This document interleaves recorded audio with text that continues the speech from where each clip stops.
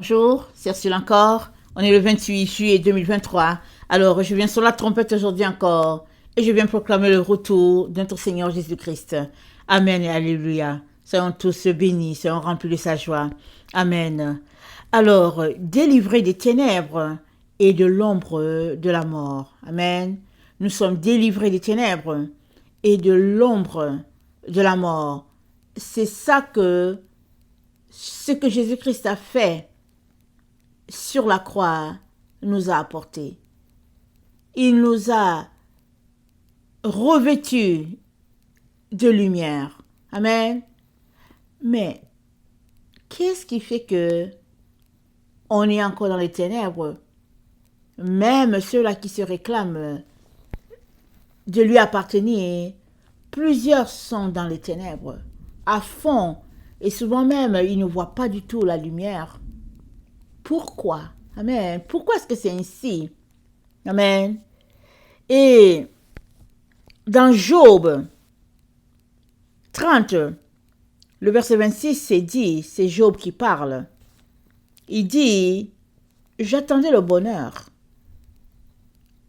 et le malheur est arrivé. J'espérais la lumière et les ténèbres sont venues. Amen. Job est-il la seule personne qui aurait vécu quelque chose comme ça? Non. Non. Si tu es un être humain, il est arrivé dans ta vie des moments de ténèbres, de confusion, d'incompréhension. Et souvent, tu ne vois même pas la lumière au bout du tunnel. Et pourtant, tu dois continuer de fonctionner, sachant que Jésus-Christ nous a délivrés des ténèbres, il nous a délivrés de l'ombre de la mort. Alors, où se trouve l'élément qui va nous sortir de nos ténèbres? Où se trouve cet élément-là? Puisque nous sommes les enfants de lumière, puisque nous sommes appelés à vivre éternellement dans la lumière, qu'est-ce qui se passe? Amen. Alors, les ténèbres, je suis allée chercher l'explication des ténèbres. Les ténèbres, attendez. Je suis d'abord allée chercher l'explication de ombre. Ombre, c'est une zone sombre, créée par un corps opaque. Amen. Qui intercepte les rayons de lumière. Alors, tu es un corps, tu es une personne, et quand tu te tiens, on voit ton ombre. Amen. On voit ton ombre. Et il y a des gens qui ont donné le témoignage qu'ils sont retrouvés dans la présence de Dieu et ils n'ont pas vu d'ombre. Là où il y avait Dieu, ils n'ont vu que éclat. Il n'y avait pas d'ombre. Mais sinon, l'ombre, c'est le témoin qui est là. Amen. Et les gens disent que l'ombre, on a l'impression que l'ombre, c'est juste une représentation de nous. C'est comme une photo, une image. Il paraît que l'ombre, c'est vivant. C'est vivant. Quand certaines personnes ont quitté cette terre, puisqu'ils ont pu revenir, nous témoigner, il y a un pasteur qui a dit, quand il a atterri de l'autre côté et qu'il ne savait pas où il était, c'était son ombre qui lui a répondu. Son ombre lui a dit, nous sommes juste ici à deux. Parce qu'il se demandait, il dit c'était un désert. Il se demandait où est-ce que j'étais et puis il se demandait est-ce qu'il était mort. Son ombre lui a dit oui. Tu as quitté le monde de lumière. Tu es à l'endroit où tout est sombre. Amen. L'ombre était là. Amen. Et l'ombre, donc, c'est un corps opaque qui intercepte les rayons de lumière. Amen. c'est une absence de lumière. Effectivement, quand on regarde notre ombre, surtout quand il y a le soleil, quand on regarde notre ombre, c'est noir. Et si on est quelqu'un qui aime dessiner, on va toujours dessiner l'ombre, vraiment une couleur assez sombre, à côté de l'image qui est pleine de couleurs, mais l'ombre, c'est avec du noir. Alors, les ténèbres, c'est l'absence de lumière parce que Dieu a créé la lumière et les ténèbres, le bien et le mal, le blanc et le noir. Alors, les ténèbres, c'est le contraire de la lumière. C'est l'absence de lumière. Et dans Job 12, le verset 22, c'est dit, « Il met à découvert ce qui est caché dans les ténèbres. Il produit à la lumière l'ombre de la mort. » Amen. Il produit à la lumière l'ombre de la mort. Et c'est un peu ça. Ça dit que il y a des éléments qui fonctionnent ensemble. Ils doivent être là. Parce que là où il y a la lumière, il y a les ténèbres. Et la Bible nous dit, pour présider à la nuit, Dieu a pourvu la lune. Mais le soleil, c'était pour éclairer dans la journée. Alors, tant que le ciel et la terre passera, le Seigneur dit, sa parole ne passera pas. Donc, l'ombre est là. Les ténèbres sont là. Ça fait partie de la création de Dieu. Mais toi et moi devons tout faire pour être des enfants de lumière et ne pas demeurer dans les ténèbres, ne pas faire de notre maison les ténèbres. C'est ça que nous devons faire. Ne pas faire de notre maison les ténèbres.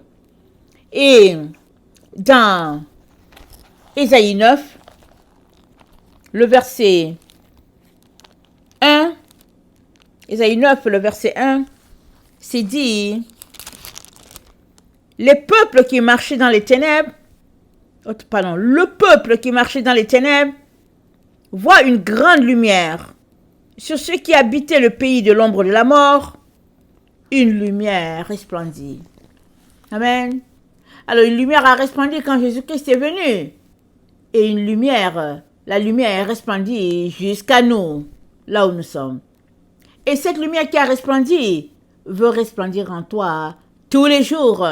Parce que si Jésus-Christ t'a allumé, amen, c'est pas pour que tu sois mis ou mise sous le boisseau, mais c'est pour que tu puisses éclairer. Amen. Et que ta lumière puisse briller du haut de la montagne. C'est à cela que le Seigneur nous appelle tous. Amen. Alors, qu'est-ce qui fait donc que notre vie est parsemée par-ci, par-là, d'ombre, par-ci, par-là, de ténèbres? C'est dû à quoi? Amen. C'est dû au fait que si Dieu a mis en place ces éléments-là, qui sont au fait utiles pour le fonctionnement de l'univers, du cosmos, ces éléments sont très très utiles, il ne faudrait pourtant pas que tu fasses ta demeure dans les ténèbres, en disant, ben, c'est pas moi qui ai créé les ténèbres, puis ils sont là. Il y a beaucoup de gens qui marchent dans ce type de relation-là, comme qui subissent, qui portent des lourds fardeaux, et qui sont là, qui disent, ben, c'est pas moi qui ai créé ça, mais tu veux que je fasse quoi? Mais le Seigneur veut que tu fasses quelque chose. Il veut que tu puisses, tout simplement, te servir des ténèbres dans lesquelles tu es, pour avoir accès à la lumière. Parce que c'est dans les ténèbres qu'on voit la lumière. Plus tes ténèbres sont grandes et puis profondes, mieux tu verras la lumière de Dieu. Et la plupart des gens, sinon tous, qui connectent à la lumière, à la véritable, c'est parce qu'ils ont été dans le gouffre. Ils ont plongé dans les ténèbres les plus épaisses et les plus intenses. Et Ils se sont demandé, mais où est la lumière? Y a-t-il une lumière? Y a-t-il une lumière? Et souvent, c'est la grâce de Dieu qui nous fasse expérimenter les ténèbres. C'est une grâce. Sinon, on ne va pas réaliser combien nous avons besoin de lui. Amen, on ne va pas réaliser. Quand j'étais dans la vingtaine, je me suis approché du Seigneur. Je me suis rapproché du Seigneur. Je passais du stade de l'éducation que j'avais eue de mes parents au stade où j'apprenais à découvrir le Seigneur par moi-même. Amen. Alors, vraiment, c'était des moments extraordinaires. J'avais fait mon programme, je cherchais Dieu, tout était beau. Et le Seigneur m'a touché, il m'a donné son esprit, j'étais vraiment contente. Alors, le Saint-Esprit, c'était vraiment réel et tout. Après cela, le Seigneur m'a plongé dans un temps de ténèbres terrible. Amen. Il m'a donné un rêve et j'étais bouleversée. Je ne voyais pas la lumière. Il m'a donné un rêve. J'étais dans un tunnel si sombre, un tunnel si long. Amen. Mais au bout du tunnel, il y avait une lumière. La lumière était complètement au bout, loin. Mais je vais vous dire, il n'y a que récemment, que le Seigneur m'a dit, attends, comment il a fait ça? Voilà, il n'y a que récemment qu'il m'a remis dans ce tunnel et j'étais proche de la lumière. Et je me suis rappelé ce rêve-là qu'il m'avait donné longtemps. Je vous dis, ça fait au moins 20 ans. Longtemps. Mais la bonne nouvelle, c'est qu'il ne m'a jamais dit que ça allait me prendre tant de temps pour arriver à côté de la lumière. Il ne m'a pas dit. J'ai juste vu un tunnel noir. On ne voyait rien. Je me suis dit, mais c'est quoi ça? Où est-ce que je suis? Mais il y avait une lumière au bout, de l'autre côté. Et puis bon, voilà. Mais le Seigneur, au fait, me l'avait montré pour dire, voilà tout ce que tu vas traverser avant d'arriver à l'endroit que je veux que tu arrives. Parce que quand il me l'a montré récemment, je n'étais pas arrivée à l'endroit là où il y avait la lumière, mais la longueur du tunnel était en arrière de moi. Complètement. Complètement. Et combien ça a été long. Et combien ça a été laborieux. Et combien. Alors, pourquoi nous plonge-t-il dans les ténèbres? C'est parce que tant et aussi longtemps que tu ne vois pas la profondeur des ténèbres, tu ne vas pas chercher la lumière. Amen.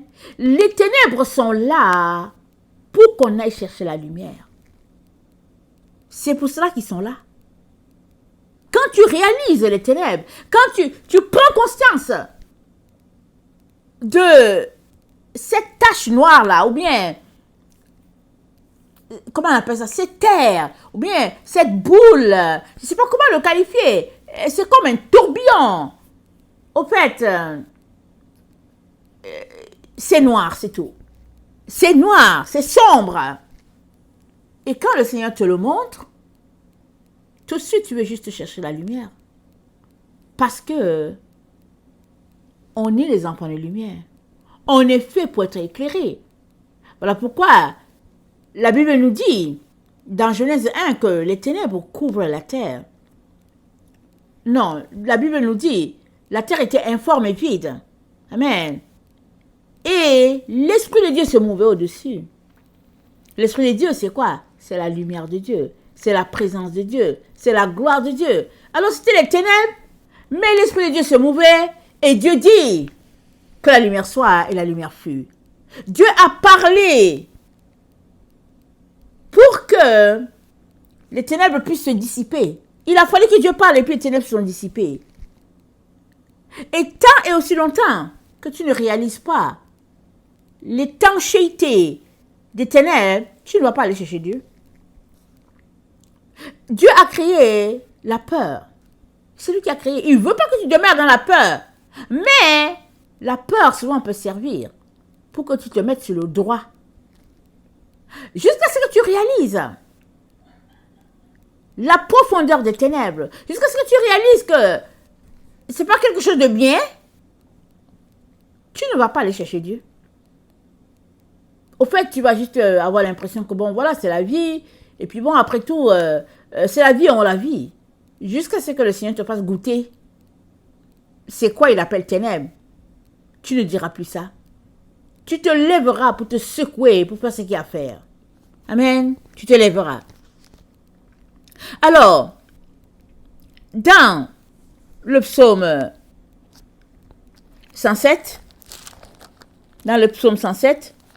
le verset 13, psaume 107, le verset 13, excusez-moi. Voilà ce qui est dit.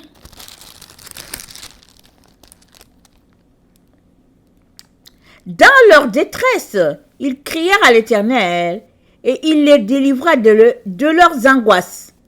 Il les fit sortir des ténèbres et de l'ombre de la mort. L'angoisse, c'est des moments de ténèbres. Alors, il les délivra de leurs angoisses, il les fit sortir des ténèbres et de l'ombre de la mort. Les ténèbres sont l'ombre de la mort. Qu'est-ce que ça veut dire? Est-ce que la mort, c'est la lumière? Pour que les ténèbres soient son ombre? Ce que j'ai compris, c'est que les ténèbres sont plus épais que la mort. Voilà pourquoi ils produisent, voilà pourquoi la mort produit une ombre. Parce qu'il y a une ombre là où il y a la lumière. C'est là où il y a la lumière qu'il y a une ombre. Si tout est ténèbres, tu ne verras aucune ombre. Et nous sommes informés que les ténèbres, nous sommes informés que Dieu les fit sortir des ténèbres et de l'ombre de la mort. Les ténèbres sont plus sombres que la mort, si bien que la mort produit de l'ombre.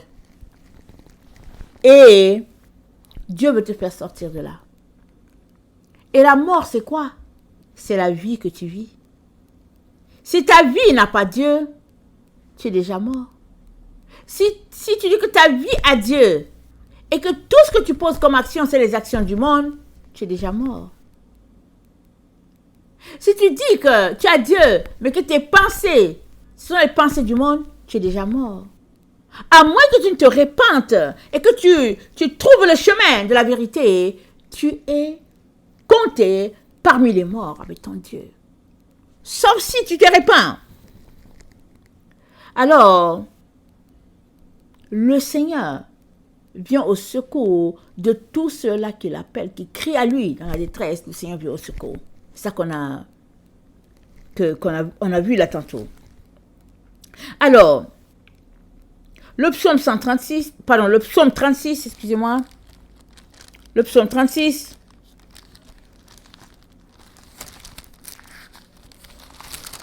Ça dit ceci, au verset 9. Psaume 36 au verset 9. Il se rassasie de l'abondance de ta maison, et tu les abreuves du torrent de tes délices. Car auprès de toi est la source de la vie. Par ta lumière, nous voyons la lumière. Auprès de toi, car auprès de toi est la source de la vie. Par ta lumière, nous voyons la lumière. Qu'est-ce qu'il est en train de dire? Il n'y a que Dieu qui peut nous révéler la lumière dans les ténèbres où nous sommes. Parce que si Dieu ne se révèle pas à nous, nous sommes dans les ténèbres. Quand bien même nos yeux voient le soleil, nos yeux voient la vie se dérouler devant nous, on est dans les ténèbres. La seule manière de ne pas être dans les ténèbres, puis de ne pas finir ses jours dans les ténèbres, c'est que tu aies en toi la lumière de Dieu cette lampe qui éclaire, son souffle, son esprit. C'est la seule manière pour toi de pouvoir t'élever au-dessus des ténèbres. Sinon, tu appartiens aux ténèbres. Et le Seigneur ne veut pas cela pour nous.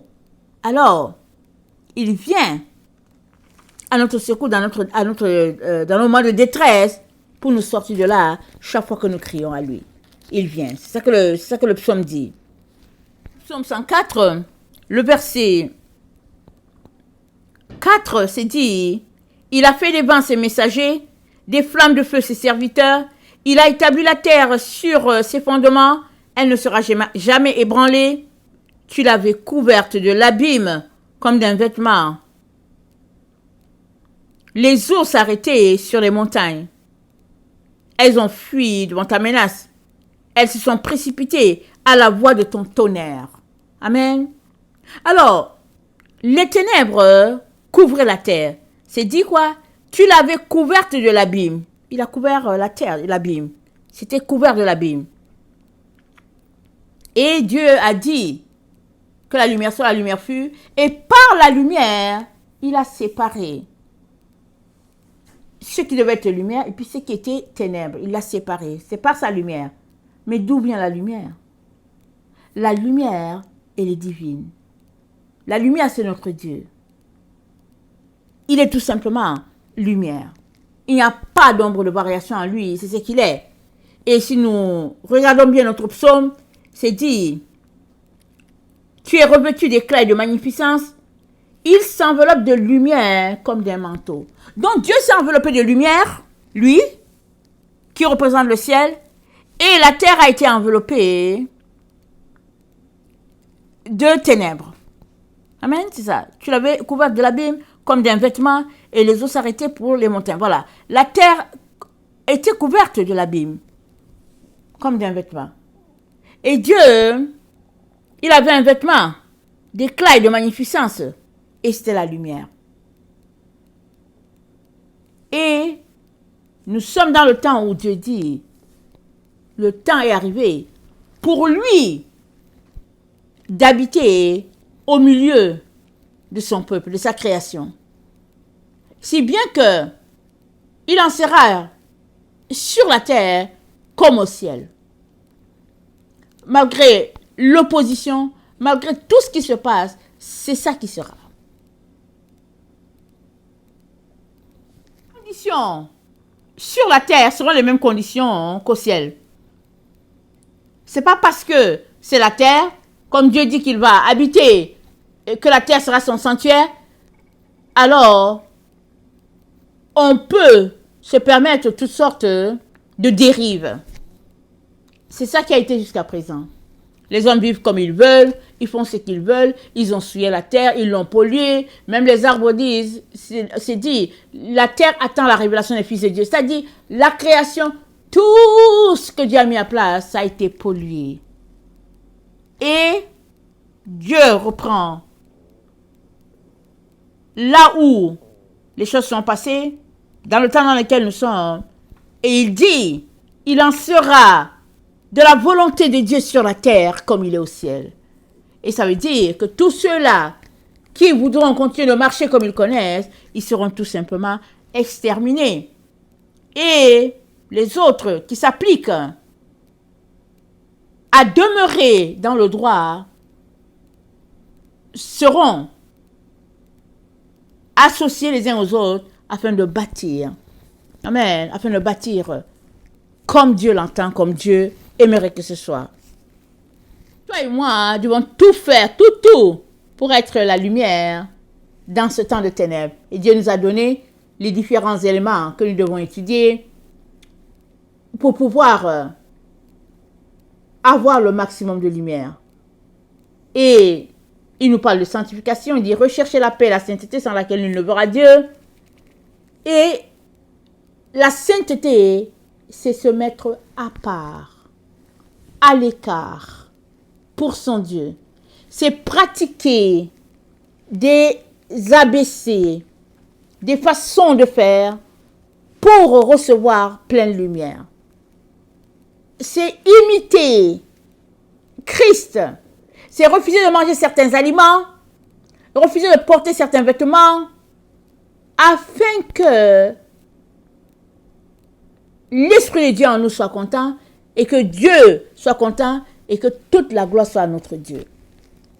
Parce que il faut bien qu'il y ait une différence qui soit faite entre ceux-là qui lui obéissent à 100% et puis ceux qui obéissent à moitié, ou selon leurs émotions.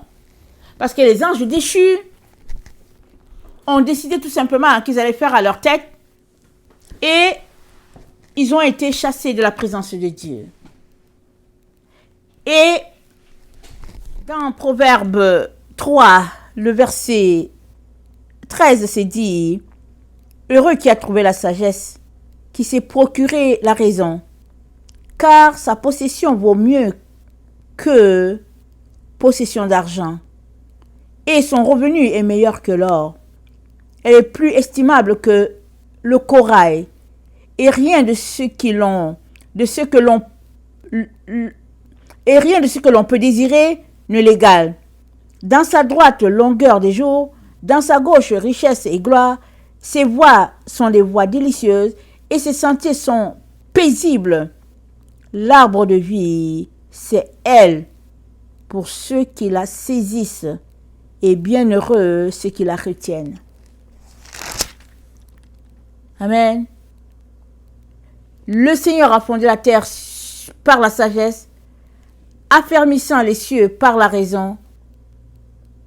C'est par la science que se sont ouverts les abîmes et que les nuages ont distillé la pluie. Et les abîmes, nous savons que c'est les eaux profondes, les eaux ténébreuses, les eaux stagnantes, les eaux vraiment nauséabondes. C'est ça les abîmes. Mais au fait, là où il y a la lumière, là où il y a la clarté, c'est là où demeure Dieu. Et seul celui-là qui marche selon la sagesse divine ne goûtera pas aux ténèbres, ne goûtera pas à l'ombre de la mort. Et dans Proverbe 14, le verset 20, Proverbe 14, le verset 27, c'est dit: la crainte du Seigneur est fontaine de vie. Elle détourne des pièges de la mort. Amen. La crainte du Seigneur est fontaine de vie. Elle détourne des craintes de la mort. Je suis en train de lire dans la version de Taube. Alors, et dans Proverbe 10, le verset 2, c'est dit: les trésors iniques ne profitent pas, mais la justice libère de la mort.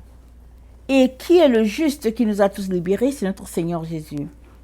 Si donc nous passons notre temps à le chercher, à bâtir, à construire pour la lumière, dans la lumière, avec la lumière, alors la mort ne va pas nous engloutir. Nous serons délivrés de l'ombre de la mort. Ça ne fera pas partie de notre héritage. Nous avons besoin de sortir de là.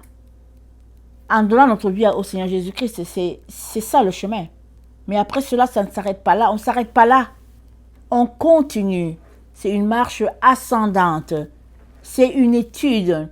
C'est un enseignement qu'on prend et on suit le chemin jusqu'à ce que nos yeux puissent le voir face à face. Que ce soit qu'on quitte ce monde pour aller en direction du ciel, que ce soit que le Seigneur vienne nous trouver, nous ne devons pas arrêter notre étude pour connecter à Dieu dans ce temps d'intimité. Amen. Que le Seigneur bénisse sa parole et que chacun puisse être fidèle à son engagement de suivre Jésus. Amen et alléluia. Soyons tous bénis. Amen.